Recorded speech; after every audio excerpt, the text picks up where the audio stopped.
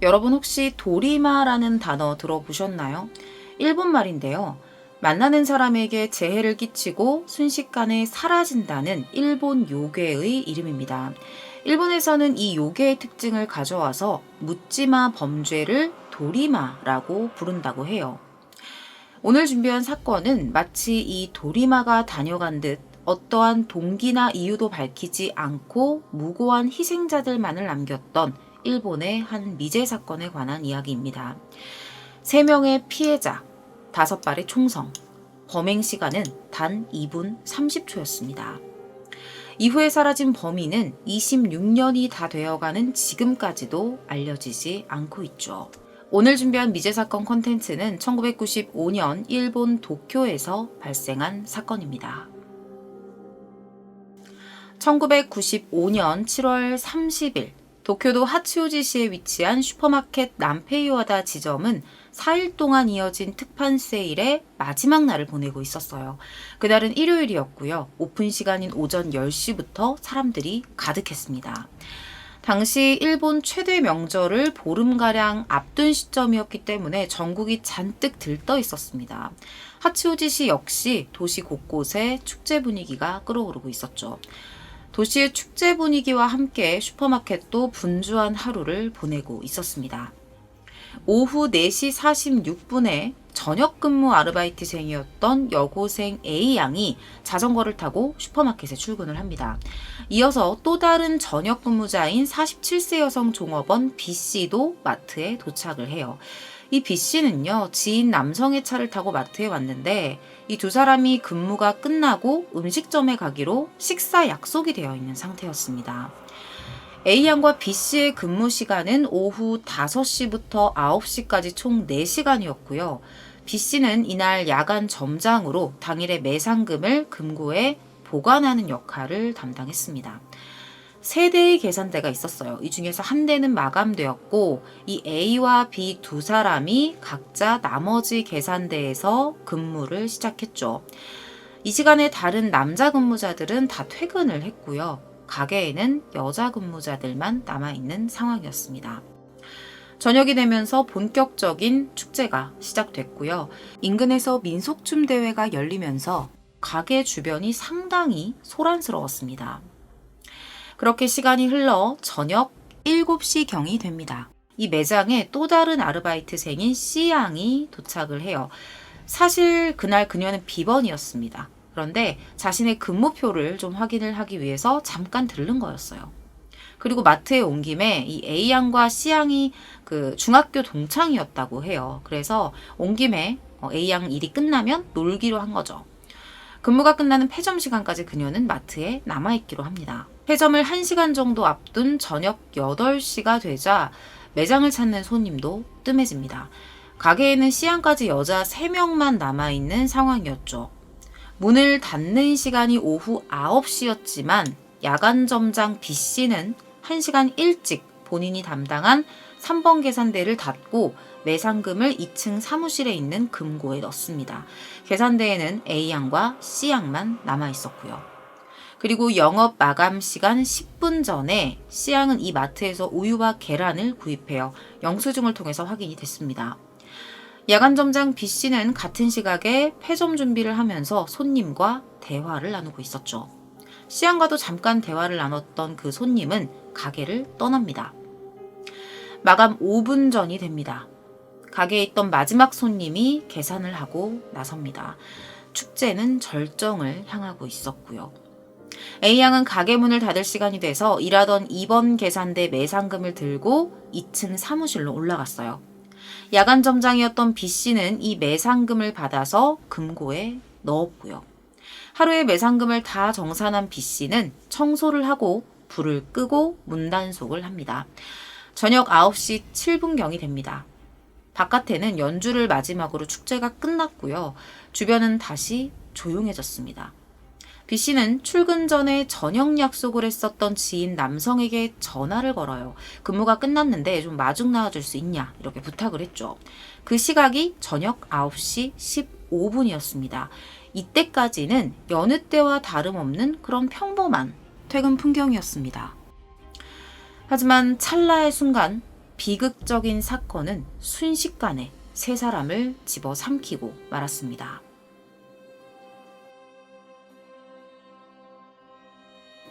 (9시 17분이) 조금 지난 시점에 이 마트 근처를 지나던 한 고등학생 커플이 있었습니다. 길을 가다가 이 커플이 5발의 총성을 듣게 돼요. 이 소리가 마트에서 들려오는 소리였습니다. 야간 점장 B씨가 지인 남성에게 데리러 와달라고 통화를 한 지 불과 2분 30초밖에 지나지 않은 시점이었어요. 이 사실을 모르고 있었던 지인 남성은 9시 20분경에 마트에 도착을 해서 주차장에 차를 대놓고 B씨를 기다리고 있었죠. 이때까지도 2층 사무실에는 불이 켜져 있었다고 해요.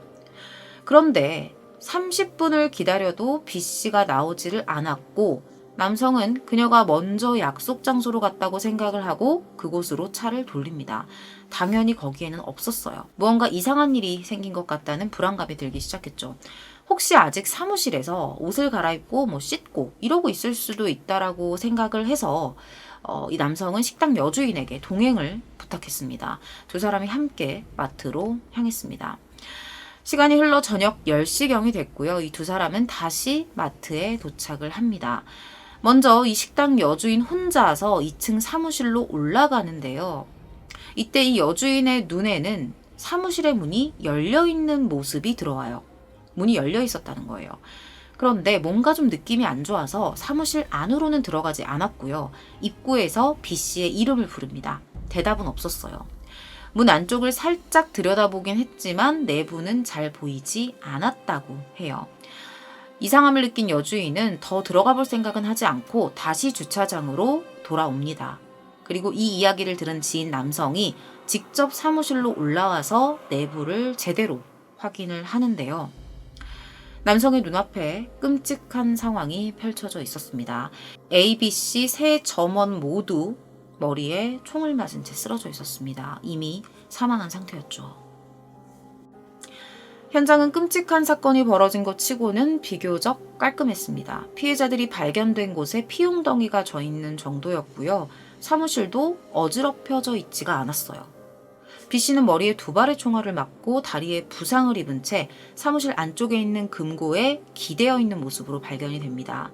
그녀의 두피에는 그을린 흔적이 있었는데요. 총을 머리에 밀착시키고 격발하면서 생긴 상처로 추정이 됐죠. A양과 C양은 손과 입이 접착 테이프로 묶인 상태에서 머리에 한 발씩 총상을 입고 마주본 자세로 서로의 손을 잡고 있는 상태로 발견이 됩니다. A양과 B 점장이 유니폼이 아닌 사복 차림이었어요. 그러니까 옷을 갈아입고 퇴근하기 직전에 공격을 받았다고 봐야겠죠. 그리고 앞서서 이 고등학생들이 5발의 총성을 들었다고 했는데요. 2발은 B 점장 그리고 A와 C양이 각각 한 발씩 맞은 것으로 보였습니다. 자, 그렇다면 나머지 한 발의 흔적은 어디 있었을까요? 나머지 한 발은 금고 외벽에 남아 있었습니다. 도대체 갑자기 이런 일이 왜 일어난 건지, 그리고 이런 짓을 저지른 범인의 범행 동기는 무엇이었을까요? 범인은 금고를 열려고 총을 쐈던 걸까요? 하지만 앞뒤가 맞지 않는 점이 있는 게 뭐냐면 이 금고의 돈을 만약에 노렸다고 하면 B 점장을 통해서 충분히 비밀번호를 알아낼 수도 있었겠죠. 하지만 범인은 이 금고에 있는 외벽에 남긴 총알 흔적을 제외하고 금고에는 손 하나 까딱하지 않았습니다. 오직 살아있는 이 3명의 사람만이 그 범인의 목표였던 것처럼 보여요. 피해자들의 소지품들도 모두 다 그대로 있었고요. 부검 소견과 현장 자료를 종합한 경찰이 재구성한 당시 사건의 모습은 다음과 같았습니다. 범인은 B양과 C양을 제압한 다음에 망설이지 않고 즉시 2 사람을 살해합니다. 부검 결과 이 A양과 C양이 먼저 사망한 것으로 판명이 됐는데 그 다음에 이 현장을 보고 B씨가 도주하거나 저항하는 것을 막기 위해서 다리를 쐈다. 이때 이 다리를 관통한 총탄이 금고 외벽을 맞고 튕겨 나와서 금고에 흔적을 남겼다라고 봤습니다. 만약에 금고를 향해서 직접 총을 쐈다면 흔적이 더 깊이 남아 있어야 했다라는 것이죠. 이 총알이 발견된 건 사무실 책상 밑에였어요. 이후에 다리에 관통상을 입은 B씨가 뒷걸음질을 치다가 벽에 등을 기댄 자세로 주저앉았고 범인이 B씨의 이마에 총구를 대고 2발을 발포했다는 겁니다. 혈흔을 분석한 것 그리고 지문 감식에서도 범인이나 B 점장이 금고를 향했던 흔적이라던가 아니면 금고를 열기 위해서 이런 어떤 시도 같은 것들은 없었던 걸로 밝혀집니다. 처음부터 돈에는 관심이 없었던 거예요. 때문에 경찰은 원한살인을 강력히 의심했습니다. 실제로 B 점장은 당시에 한 남성으로부터 심한 스토킹에 시달리고 있었다고 하는데요. 한 번은 협박 메시지가 담긴 내용과 함께 커터칼 조각이 담긴 편지가 이 가게로 온 적도 있었다고 해요. 피해자들 중에 유독 B씨에게 가해진 공격이 조금 더 잔인했다라는 점도 이런 정황을 뒷받침하는 것처럼 보였습니다. 하지만 그 편지를 누가 보낸 건지는 끝내 밝혀지지 못했고요. 용의자를 특정하는 것조차 어려웠습니다. 나머지 아르바이트생 2명과 회사, 경영자, 마트 관계자 등에 대해서도 범행으로 이어질 만한 뚜렷한 단서를 밝혀내지는 못했죠. 밝혀지지 않은 것이죠. 경찰 수사 과정에서 목격자들이 공통적으로 진술한 내용이 있었습니다. 오후 5시 반경에 이 슈퍼마켓에서 물건을 사고 나가던 고객이 50대 정도로 보이는 한 남성을 발견했다는 거예요. 이 남성이 가게 앞을 어슬렁거리면서 가게 안을 이렇게 주시하는 듯한 모습을 보였다는 겁니다. 그리고 오후 9시, 한 4시간 정도가 지났죠. 이 오후 9시경에도 물건을 안 사고 가게 안을 그냥 어슬렁거리는 남성이 있었다는 거예요. 또 다른 손님이 그를 기억하고 있었습니다. 앞서 말씀드린 사람과 이 사람이 동일 인물인지는 확인할 수가 없었습니다. 그리고 마감 시간대쯤에 이 차를 몰고서 근처를 지나고 있었던 동네 주민이 이 슈퍼 옆에 있었던 도로에서 수상한 남성의 형체를 목격했다고 합니다. 어딘가 모르게 이상해 보이는 남성을 3명의 사람들이 같은 날 같은 장소에서 목격했다는 것. 이 3가지의 기억이 동일 인물에 대한 것이라면 그 남성이 범행 타이밍을 노리는 범인이었을 가능성도 상당히 높아 보입니다.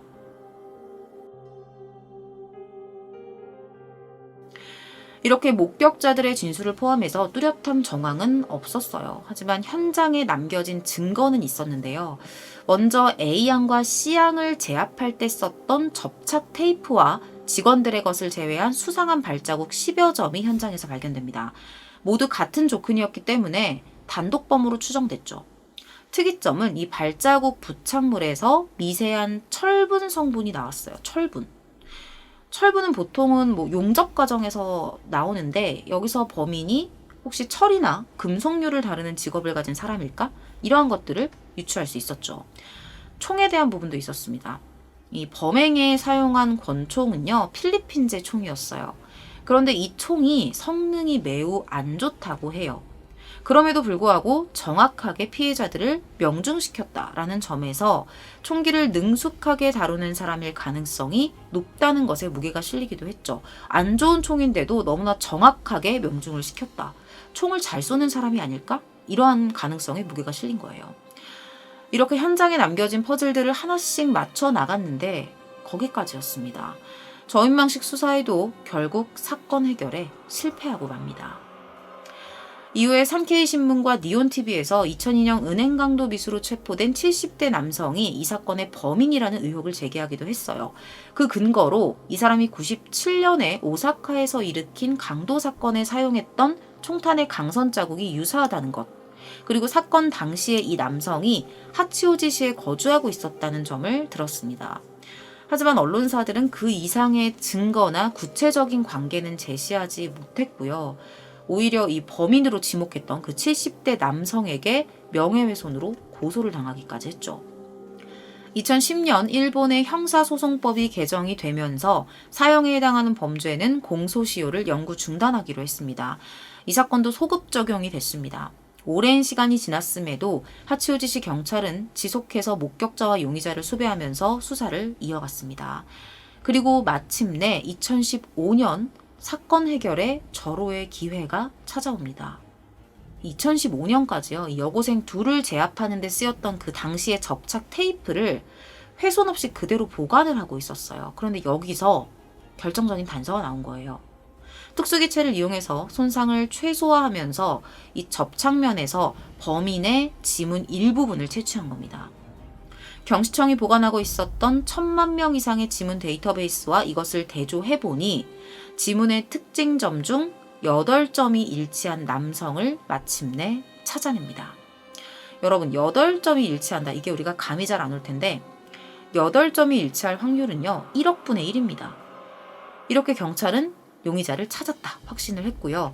동일 인물이라고 판정하는 기준은 보통 12점의 일치를 해야지 동일 인물이라고 판정을 하는데, 사실 12점 일치에는 미달하는 조건이었기 때문에 이 남성을 직접 조사해 볼 필요가 있었어요. 곧바로 경찰은 남성의 행방을 수배합니다. 그런데 이내 탄식할 수밖에 없었어요. 이 남성이 이미 2005년에 60대의 나이로 병사했기 때문입니다. 남성의 당시 행적을 확인을 해보니 이 남성이 근무했던 근무지의 타임카드에 근무 기록이 남아 있었어요. 그러니까 그 사건이 일어났던 그 타임에 본인이 근무했던 기록이 있었던 거예요. 시간이 오래 지나기는 했지만 기록이 있기 때문에 이 남성에게는 사건 당일에 알리바이가 있을 가능성이 높다고 봐야겠죠. 무엇보다도 남성 친족을 통한 지문 유전자 감식마저 불일치 판정이 나오면서 이 남성이 적어도 범인은 아니라는 결론이 납니다. 사건은 다시 원점으로 돌아오고 말았어요. 사건 이후 이 슈퍼마켓은 해바라기라는 이름으로 개명을 했지만 결국 폐업을 했고요. 마트 자리는 현재 주차장으로 사용 중이라고 합니다. 2017년 7월 30일 옛 슈퍼마켓터 주차장으로 정장 차림을 한 경찰 20명이 모였습니다. 바로 하치오지 경찰서 수사 1팀의 직원들이었는데요. 직원들은 희생자들을 향해 꽃을 올리면서 20년 넘게 미제로 남아있는 사건을 반드시 해결하겠다고 다짐했습니다. 수사과장은 범인을 검거하고 피해자와 유족의 억울함을 풀기 위해 최선을 다해 수사하겠다면서 송구스러운 마음을 전했습니다. 진범이 살아있다면 반드시 잡아서 혹여 사망을 했더라도 이 생전의 행적을 전부 조사해서 왜 그날 피해자들이 이런 일을 당해야만 했는지 밝혀내야 할 것입니다. 너무도 갑작스럽게 세상을 떠나야 했던 피해자들의 명복을 빌며 오늘 준비한 사건 콘텐츠를 마무리하도록 하겠습니다. 시청해주셔서 감사합니다.